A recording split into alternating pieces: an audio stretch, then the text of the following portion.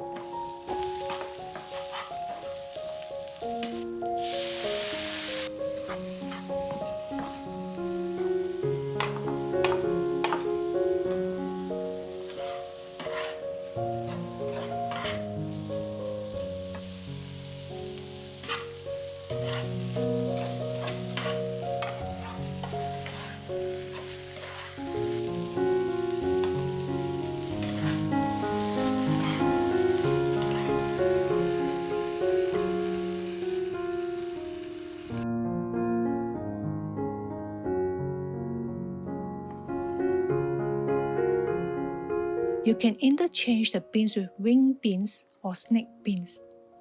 My recipe is the mild flavor version.